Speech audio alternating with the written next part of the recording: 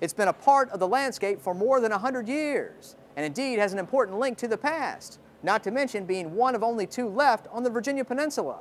And after all of these years of standing so tall and so silent, being passed by day after day and night after night, most of the time going unnoticed, historic Causey's Mill, located on the shores of Lake Maury and beside Warwick Boulevard on Route 60, went through quite a move. And although a short one, it will help preserve it for future generations to come.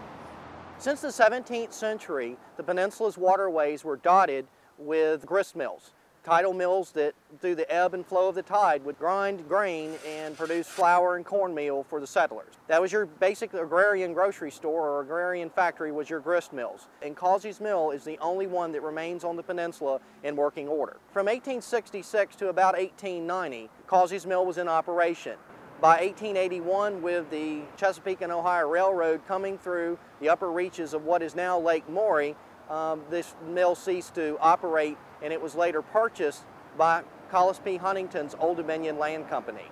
Throughout the rest of the 20th century, it would remain as a reminder to Newport News and Old Warwick County's agrarian past. It has definitely become a fixture, and at times it has become an eyesore as well. So in our division, we have been basically given the instructions to do something about it. We came around a year or so ago, slapped some paint on it for the areas that we could reach. Sorry to say, the backside of it didn't receive paint because we couldn't get to it. But this did not stop the destruction of the mill itself from being over the water. And this is the reason that we're out here now. We're moving the mill away from the water's edge, about 75 feet or so. Putting it on a new foundation and eventually going to be restoring it.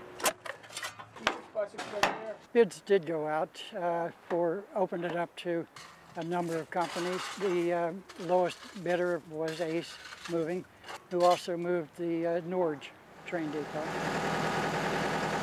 This one's a little bit different because, you know, the building was already leaning like 3-4 inches to one side, so we had to go in there and brace the whole building out, set beams underneath it, and then level the building up and shore it as we go, just to stabilize this thing so we didn't lose it.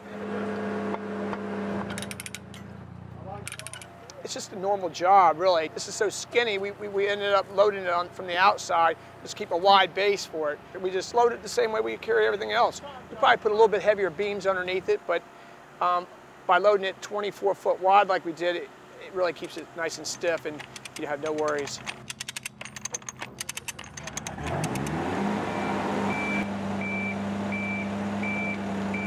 We got 4 hydraulic wheels. One of them is a power dolly, it's called. It runs right off of a power unit off of hydraulics, and that pulls the whole building all at one time. The other wheels are similar, but they don't have drives in them. They have hydraulic jacks. Front 2 jacks are tied together so the oil will float like you're on a trailer, so you don't tear the building up, wreck the building. And then everything really just follows the one power dolly. It runs off a little small unit and just goes nice and slow. Well, I'm a history buff and have been for many years now, and I just feel great about being a part of it. And actually my part has not really started yet. I'm here watching this process, but my supervisor and I will be in here sometime in the near future, we hope, to start some restoration on the building. Causey's Mill is just another project that Newport News has undertaken to preserve its past. The city takes its historic structures and sites very seriously. Causey's Mill will be an integral part of the Abernathy Gardens, and the folks that come to visit can learn about the agrarian past of Old Warwick County and preserve it for the future generations. No pressure, Joe. No pressure.